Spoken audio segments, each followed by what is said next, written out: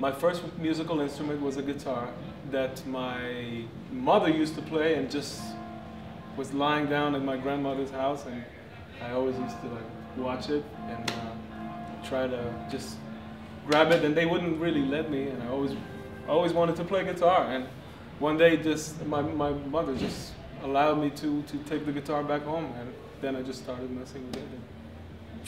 What kind of, do you remember what kind it was? What kind of guitar? It was just like a cheap nylon string guitar, but it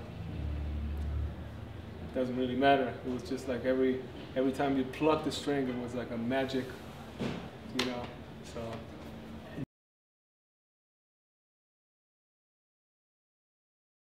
Although I stopped, like the first probably 6 or 7 years of playing, I was pretty much self-taught, which was an advantage and a disadvantage, because my ears were really developing, you know, just by listening to records and picking up stuff from the records.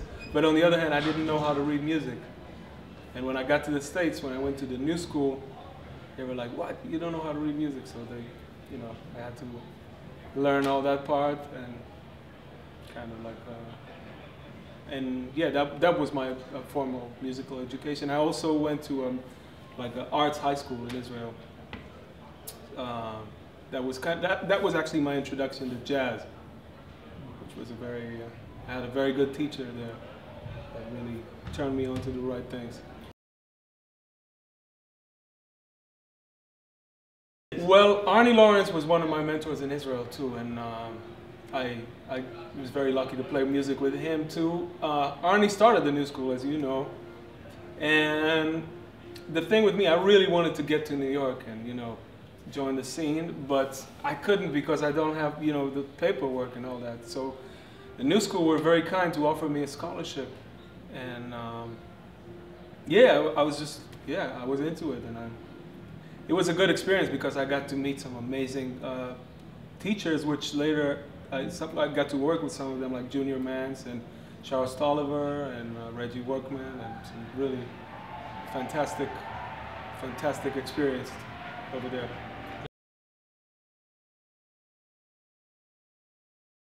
Well, mentors is one thing, and I mean, I consider all my band leaders, all the band leaders that I worked with, like great teachers. So I definitely learned a lot from people like James Moody and Jimmy Heath and Monty Alexander and Paquito de Rivera, who's playing with us today, and pretty much all the people that I work with, like have been a great school, because I was very lucky to work with some really awesome people, with Roy Hargrove and with Samia Hale, and a lot of people that kind of took me under their wing and, you know, just taught me a lot.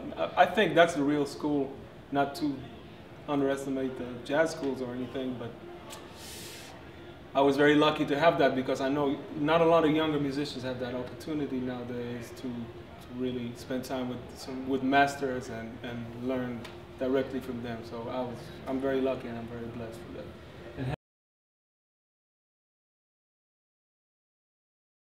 The first tour that I did was with Louis Hayes and Curtis Fuller. That was a great experience. I'll never forget it in my life.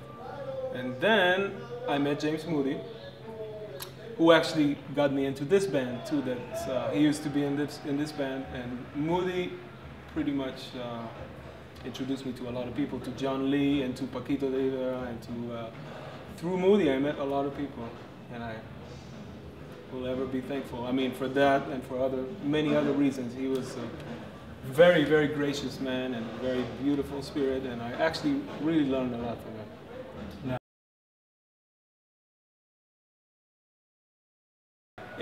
Yeah, for the most part, yes. Yeah, like I said, I consider myself very lucky, because a lot of my peers, my age group, they're not as lucky. I mean, it's because those guys, the giants, you know, they're like getting fewer and fewer too, so it's not as easy.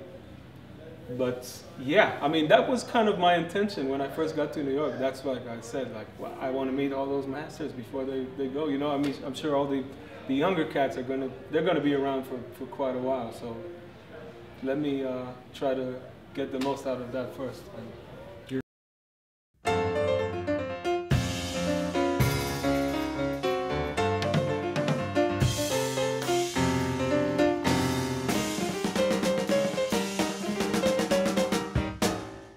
Yotam Silberstein.